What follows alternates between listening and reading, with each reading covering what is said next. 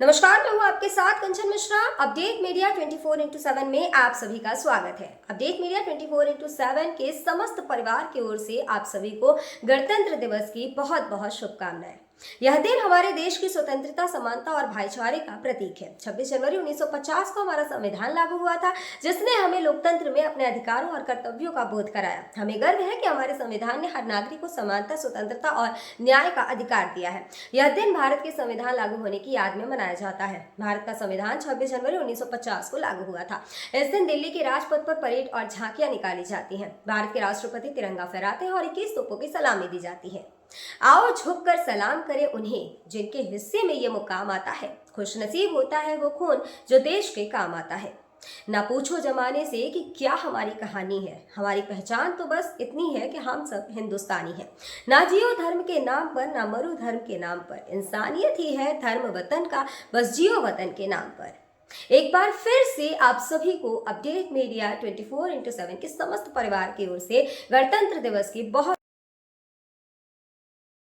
भारत का गणतंत्र दिवस 26 जनवरी को क्यों मनाया जाता है? जैसा कि आप जानते हैं कि गणतंत्र दिवस हमारा राष्ट्रीय पर्व है जो 26 जनवरी को मनाया जाता है। हर साल गणतंत्र दिवस के दिन भव्य परेड का योजना बनाया जाता है जो इंडिया गेट से राष्ट्रपति भवन तक होता है। इस परेड के दौरान थल सेना, वायुसेना और नौसेना के जवान शामिल होते हैं। इस परेड के दौरान तीन सेनाओं के प्रमुख राष्ट्रपति को सलामी देते हैं। यही नहीं, इस दिन तीन सेनाएं आधुनिक हथियारों का प्रदर्शन भी करती हैं जो राष्ट्रीय शक्ति का प्रतीक है। लेकिन आप जानते हैं कि गणतंत्र दिवस 26 जनवरी को ही क्यों मनाया जाता है? दरअसल 1950 ईस्वी में मुझे भारत सरकार अधिनियम को हटाकर भारत का संविधान लागू किया गया था। संविधान को लागू करने के लिए 26 जनवरी का दिन इसलिए चुना गया क्योंकि साल 1929 में दिसंबर में लाहौर में भारतीय राष्ट्रीय कांग्रेस का अधिवेशन पंडित जवाहरलाल नेहरू की अध्यक्षता में हुआ था।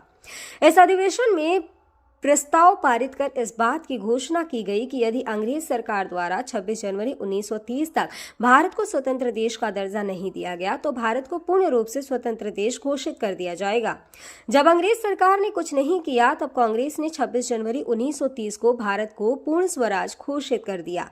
26 जनवरी 1950 के दिन सुबह 10:18 पर भारत एक गणतंत्र बना। इसके 6 मिनट बाद 10:24 पे राजेंद्र प्रसाद ने भारत के पहले राष्ट्रपति के रूप में शपथ ली। इस दिन पहली बार बतौर राष्ट्रपति डॉक्टर राजेंद्र प्रसाद बग्घी पर बैठकर राष्ट्रपति भवन से निकले थे। इस दिन पहली बार भारतीय सैन्य बल की सलामी ली। पहली बार उन्हें गॉर्ड ऑफ स्वामित्व दिया गया था। गणतंत्र दिवस के दिन भारत में राष्ट्रीय अवकाश भी घोषित किया जाता है। यह हमारे देश के लिए बेहद ही खास पर्व है। साथ ही यह हमारे लिए बेहद ही गर्व का विषय है कि हमारे राष्ट्र को एक गणराज्य के रूप में स्थापित हुए 76 वर्ष पूरे हो चुके हैं। देश की संप्रभुता और एकीकरण को दर्शाने वाला यह त्योहार हर भारतीय के मन में देशभक्ति की भावना का संचार करता है। 26 जनवरी 1950 21 तोपों की सलामी के साथ तिरंगा फहराते हुए राष्ट्रपति डॉक्टर राजेंद्र प्रसाद ने स्वतंत्र भारत का स्वनिर्मित संविधान लागू किया। भारत के नए युग की शुरुआत के साक्षी देशवासियों सहित सी गोपालाचारी, जवाहरलाल नेहरू, सरदार पटेल जैसे गणमान्य बने। मात्र 3 साल पहले आजादी की सुबह देखने वाले देश ने अपना संविधान बनाकर विश्व को अपनी संप्रभुता का परिचय दिया। हालांकि ये डगर इतनी आसान नहीं थी। इतिहास के पन्नों को टटोले तो मालूम होता है कि स्वराज के साथ ही अपने संविधान, हक और हुकूम की लड़ाई बेहद चुनौती भरी थी। दरअसल अंग्रेजों की गुलामी से त्रस्त देशवासियों को प्रथम विश्व युद्ध के दौरान एक सुनहरा अवसर हाथ लगा जब ब्रिटेन की ओर से मदद की गुहार लगाई गई। भारतीयों ने सहर्ष प्रस्ताव स्वीकार किया और वर्ल्ड वॉर में ब्रिटेन के साथ खड़े नजर आए। यह उद्देश्य के साथ कि उन्हें आगे चलकर अंग्रेजों की हुकूमत से आजादी मिल जाएगी। लेकिन एक बार फिर अंग्रेज अपनी बात से पलटते नजर आए और आजादी के बदले लेकर आए भारत सरकार अधिनियम 1919। इस अधिनियम का असर ये रहा कि देश के कुछ बड़े प्रांत में दोहरी शासन प्रणाली व्यवस्था लागू हुई। इसके तहत स्वास्थ्य, शिक्षा, कृषि जैसे विषयों को भारतीय मंत्रियों के सम्मुख सौंप दिया गया था। वहीं दूसरी तरफ से सैन्य, रक्षा और विदेशी मसले जैसे अहम मुद्दे वायसराय के अधिकार क्षेत्र में रहे। इसके अनुरूप भारतीयों को यह आश्वासन दिया गया कि इस अधिनियम से पड़ने वाले प्रभावों का विषय में भविष्य में आकलन किया जाएगा। अंग्रेजों के इसी कदम ने जमीन तैयार की साइमन कमीशन की। जो साल 1928 में भारत की धरती पर दाखिल हुआ। साइमन कमीशन ने बड़े ही नाटकीय अंदाज में संवैधानिक सुधारों की समीक्षा कर अपनी रिपोर्ट तैयार की। लेकिन अब समय बदल गया है। अब देशवासी अंग्रेजों के बहकावे में नहीं आने वाले थे, क्योंकि स्वराज के साथ साथ अपने संविधान की मांग भी धीरे धीरे देशवासियों के मन में परवान चढ़ने लगी थी। साइमन कमीशन रिपोर्ट के बाद देश भर में जमकर आंदोलन हुए। इसे शांत करने के लिए ब्रिटिश सरकार ने राउंड टेबल कॉन्फ्रेंस का आयोजन किया।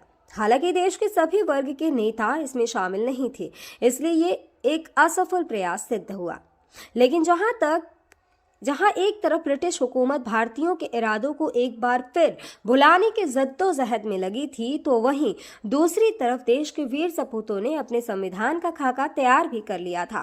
साल 1928 में मोतीलाल नेहरू सहित 8 कांग्रेस नेताओं ने एक संविधान का मसूदा तैयार किया, जिसकी नींव 1921 में भारतीय राष्ट्रीय कांग्रेस के कराची अधिवेशन में तय की गई थी। इस तरह स्वतंत्र भारत के संविधान की रूपरेखा सजने लगी थी। समय का पहिया आगे बढ़ता गया। फिर आया गवर्नमेंट ऑफ इंडिया एक्ट 1935, जिसे हमारे संविधान का संरचनात्मक आधार कहा जाता है। दूसरे शब्दों में कहें तो यह एक फाउंडेशन बन गया, जिसके ऊपर मौजूदा संविधान की भव्य इमारत खड़ी हो गई। एक्ट 1935 भारत के लिए आज़ादी की सुगबुगाहट के साथ आया, लेकिन आज़ादी की आहट के साथ मुस्लिम लीग और कांग्रेस के बीच मतभेदों की खाई गहरी होती जा रही थी। दोनों के बीच तल्खियां इतनी बढ़ चुकी थी कि बुनियादी मुद्दों पर भी समझौते की गूंज तक नहीं रही थी। हालांकि इन सभी विवादों से आगे बढ़ते हुए भारतीय नेता अपने लक्ष्य की ओर बढ़ रहे थे। दूसरे विश्व युद्ध के दौरान 1945 में सभी पार्टियों की सहमति से संविधान का प्रारूप तैयार कर लिया गया था, जिसे सार्वभौमिक वयस्क फ्रेंचाइजी स्वतंत्रता और समानता के साथ अल्पसंख्यकों के अधिकारों की रक्षा का विशेष ध्यान रखा गया था। इसके साथ ही भारत छोड़ो आंदोलन और आजाद हिंद फौज की निर्भीकता ने अंग्रेजों ने भारत में अनंत काल तक राज करने का सपना चूर चूर कर दिया था। जैसे जैसे भारतीय राष्ट्रीय आंदोलन जोर पकड़ता गया, ब्रिटिश हुकूमत पर संविधान निर्माण के लिए संविधान सभा के गठन का दबाव भी बढ़ता गया। इस गहमा गहमी के बीच आखिरकार 9 दिसंबर 1946 में नई दिल्ली के संवैधानिक हॉल में संविधान सभा की पहली बैठक हुई, जिसमें महात्मा गांधी को छोड़कर उस वक्त के राष्ट्रीय आंदोलन से जुड़ी करीब हर बड़ी शख्सियत शामिल थी, जिसका मुस्लिम लीग ने भारत को 2 हिस्सों में बांटे नए मुल्क पाकिस्तान की मांग को लेकर बैठक का बहिष्कार किया। लिहाजा पहली बैठक में कुल 207 सदस्यों ने हिस्सा लिया, जहां सभा के सबसे वरिष्ठ सदस्य डॉक्टर सच्चिदानंद सिन्हा को सभा का अस्थायी सदस्य चुना गया। हालांकि 2 दिन बाद 11 दिसंबर को डॉक्टर राजेंद्र प्रसाद सभा के अध्यक्ष निर्वाचित हुए और डॉक्टर एच.सी. मुखर्जी और वी.टी. कृष्णमाचारी को सभा का उपाध्यक्ष बनाया गया। इसी कड़ी में आया सुनहरा दिन 15 अगस्त 1947 का, जब गुलामी की बेड़ियों को तोड़ भारत ने आज़ादी की नई सुबह देखी। देशवासियों में जोश भरते हुए आज़ाद भारत के प्रथम प्रधानमंत्री जवाहरलाल नेहरू ने बुलंद आवाज में देश को संबोधित किया। इतिहास के पन्नों में यह भाषण ट्रस्ट विद डेस्टिनी नाम से दर्ज हुआ। इसके साथ ही तेज हुई संविधान निर्माण की प्रक्रिया। आज़ादी के बाद चुनौतियों में इजाफा हुआ। संविधान पर सामग्री की कमी थी, लेकिन उसका सही चयन और उचित व्याख्या का काम बहुत जटिल था। बी.एन. राव द्वारा तैयार किए गए संविधान के प्रारूप पर विचार विमर्श करने के लिए संविधान सभा 29 अगस्त 1947 को एक संकल्प पारित करके प्रारूप समिति का गठन किया। इसके अध्यक्ष के रूप में डॉक्टर भीमराव अंबेडकर को चुना गया। इस समिति में अंबेडकर के अलावा 6 और सदस्य थे। संविधान निर्माण के दौरान कई अहम फैसले लिए गए, जिसके राष्ट्रमंडल के समूह में भारत की सदस्यता, राष्ट्रध्वज का चयन, साथ ही राष्ट्रगान और राष्ट्रनीति का चुनाव शामिल था।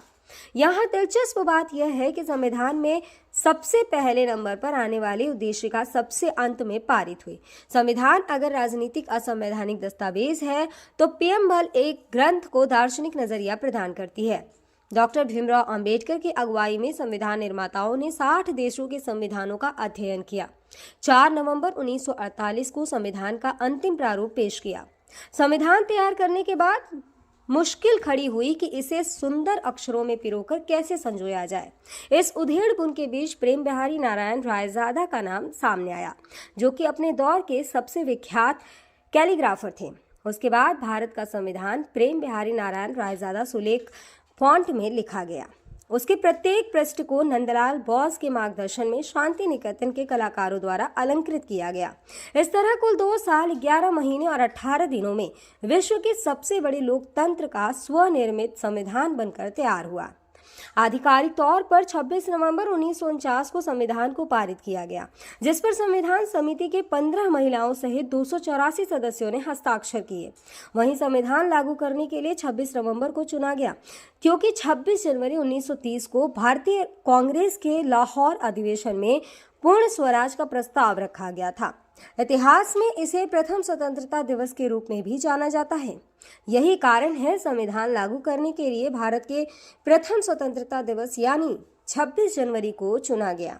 26 जनवरी 1950 दिल्ली की सर्दी को देशभक्ति मात दे रही थी, जब राजगोपालाचारी ने अपने शब्दों में भारत को संप्रभु लोकतांत्रिक गणतंत्र घोषित किया। इसके बाद डॉक्टर राजेंद्र प्रसाद को भारत के पहले राष्ट्रपति की शपथ दिलाई गई।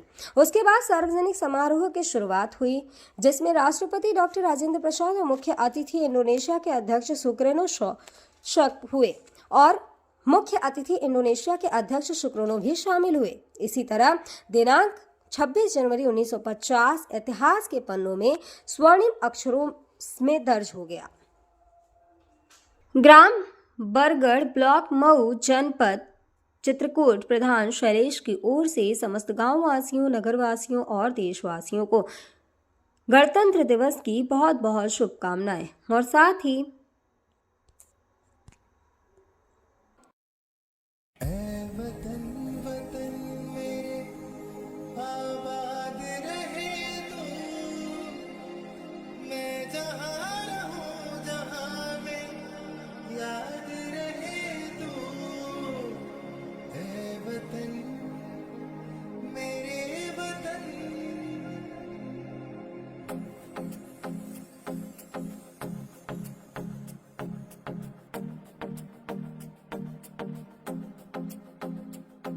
मेरा रंग दे,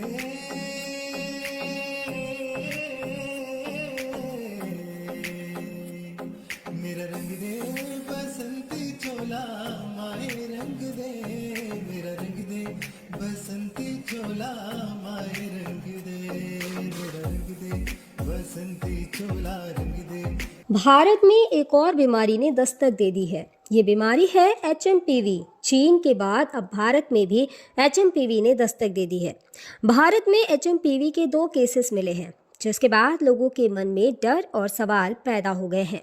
सवाल ये कि HMPV वायरस क्या है, HMPV वायरस के लक्षण क्या है, HMPV वायरस से कैसे करें बचाव और क्या HMPV कोई नया वायरस है। अगर आपके मन में भी ये सवाल है तो यहाँ आपको हर सवाल के जवाब मिल जाएंगे। चीन में ह्यूमन मेटान्यूमो वायरस की वजह से वायरल बुखार श्वसन संक्रमण के बड़े मामले सामने आ रहे हैं। कर्नाटक में 2 मामले सामने आए हैं, जिनमें बेंगलुरु में भी 8 महीने की बच्ची में इस वायरस के संक्रमण का मामला सामने आया है। अब सवाल ये है कि आखिर HMPV क्या है।